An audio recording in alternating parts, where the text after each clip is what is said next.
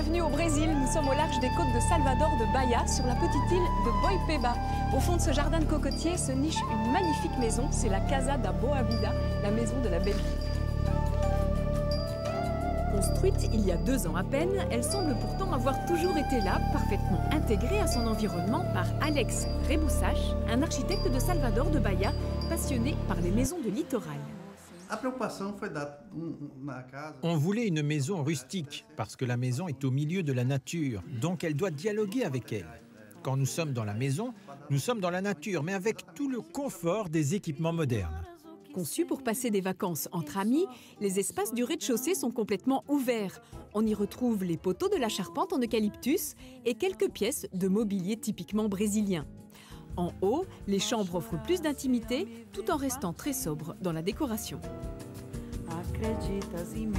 Les matériaux utilisés ici doivent résister au climat tropical. L'architecte a donc privilégié le bois, le béton et le verre. La construction a d'ailleurs commencé par une épaisse dalle de béton ancrée dans le sable de la plage pour assurer la stabilité et l'étanchéité du socle, qui a ensuite accueilli une magnifique ossature en bois d'eucalyptus. Et pour comprendre la taille du défi relevé, il faut faire une petite balade au cœur de l'île de Boipeba. On s'aperçoit vite qu'une partie du charme de l'endroit vient de l'absence totale de voitures sur l'île, ce qui a des conséquences directes sur l'organisation d'un chantier.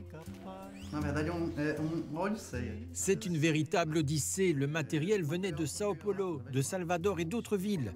Il a fallu le charger sur des petits bateaux qui pouvaient arriver sur la plage. Mais avec les marées, on devait parfois accoster à 5 heures du matin et tout devait être transporté à la main. C'est une des raisons pour lesquelles le béton a été privilégié pour les revêtements de sol, de murs et les plans de travail, car il peut être mis en œuvre sur place et il résiste très bien à l'humidité.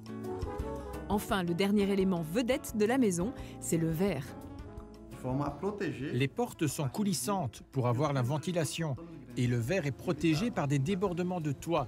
Celui-ci est en plus recouvert par des tuiles en eucalyptus qui protègent aussi de la surchauffe. Il fait donc bon vivre dans la Casa da Boa Vida. Et si vous avez la chance de pouvoir vous rendre sur la petite île de Boipeba, sachez que la maison est en location à la semaine. Mais n'oubliez pas d'y aller entre amis pour partager le budget et le plaisir d'y séjourner.